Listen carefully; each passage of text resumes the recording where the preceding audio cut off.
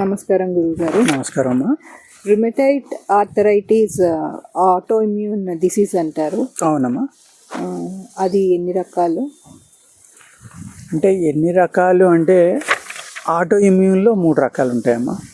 ఒకటి rheumatoid arthritis అంటారు, ఒకటి ఆస్టియోపోరోసిస్ అంటారు, ఒక సొరయాటిక్ ఆర్థరైటిస్ అంటారమ్మా. సొరయాసిస్ ఉన్న వాళ్ళకి కూడా ఇది ఏదైతే సొరయాసిస్ క్రీమ్ ఉందో అది కూడా ఆటో ఇమ్యూన్ ప్రాబ్లమే.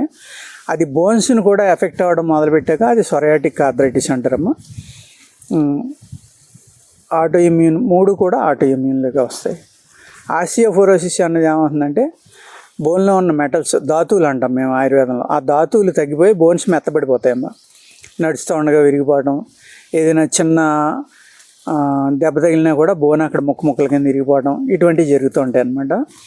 అప్పుడు మనం ఆయుర్వేదంలో ఏం చేయాలంటే ఈ ధాతువులు పెంచుకోవడానికి అద్భుతమైన మెడిసిన్స్ ఉన్నాయమ్మా. ఆ ధాతువుల్ని పెంచుకుంటే బోన్ అనేది మళ్ళీ గట్టిపడి ఇదవుతుంది.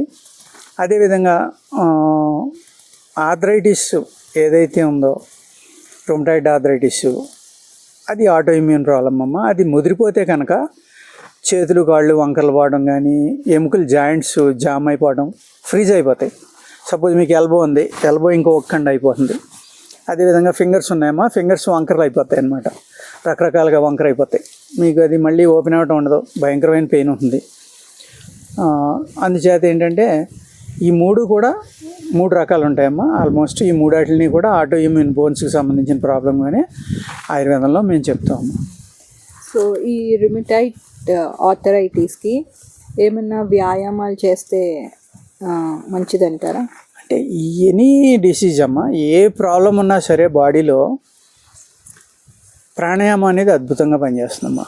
ఎందుకంటే అసలు డిసీజ్ అనేది ప్రారంభం అవటమే ఏ ఏరియాకైతే ప్రాణశక్తి వెళ్ళలేదో, అనగా ఆక్సిజన్ వెళ్ళలేదో, ఆ ఏరియాలో ఉన్న సెల్స్ చనిపోయి అవి బయటికి రావడానికి దారి లేనప్పుడే మీకు ఆ ప్రాబ్లం అనేది స్టార్ట్ అవుతుందమ్మా. ఆర్గాన్ కానీ, బోన్స్ కానీ, ఏ పెయిన్ కానీ, లేకపోతే ఒక పుండు రావడం కానీ, ఒక కురిపేయడం కానీ, ఒక క్యాన్సర్ రావడం కానీ, ఇవన్నీ కూడా మెయిన్ మీ బాడీలో ఉన్న సెల్స్కి ఆక్సిజన్ సరిపోకపోవడం వల్ల ఈ ప్రాబ్లమ్స్ అన్నీ వస్తాయమ్మా. అదేవిధంగా మీ బాడీ ఎప్పుడు ఆల్కలీన్లో ఉండాలి. మీరు ఎప్పుడైతే ఎస్టిక్ నేచర్లోకి వెళ్ళిపోయి అతిగా ఎస్టిక్ అయినప్పుడు కూడా ఆటో ఇమ్యూన్ ప్రాబ్లమ్స్ రావడానికి అవకాశం ఉంది. అంచేత ఏంటంటే మీ బాడీ ఎస్టిక్ నేచర్లో లేకుండా ఆల్కలీన్ నేచర్లోకి వచ్చేలాగా మీ బాడీని మెయింటైన్ చేసుకుంటే అమ్మ ఈ ఆటో ఇమ్యూన్ ప్రాబ్లమ్స్ అనే వాటి నుంచి మీరు చాలా వరకు రిలీఫ్, ఓన్లీ మీరు తీసుకున్న జాగ్రత్తల వల్లే మ్యాక్సిమం రిలీఫ్ వస్తుందమ్మా. ఈ ఆర్థరైటిస్ ప్రాబ్లమ్స్కి ఎటువంటి ఆహార నియమాలు పాటించాలంటారు? అంటే ఇది ఆయుర్వేద శాస్త్రంలో వాత వ్యాధుల కింద వస్తుందమ్మా. వాత వ్యాధులు అంటే కఫ కింద వస్తుంది, వాత కింద వస్తుంది. పిత్త అనేది తక్కువ గుణాలు ఉంటాయి ఇందులోని. అంటే వేడి ఎక్కువైనా కూడా పెయిన్స్ ఎక్కువ అవుతాయి, కానీ మెయిన్ దీన్ని వాత వ్యాధి అంటామమ్మా. వాత వ్యాధుల్లో తినకూడని పదార్థాలు ఏమంటే చలవ చేసి నీరు ఎక్కువ ఉన్న కూరలు కానీ ఇవి కానీ తినకూడదు.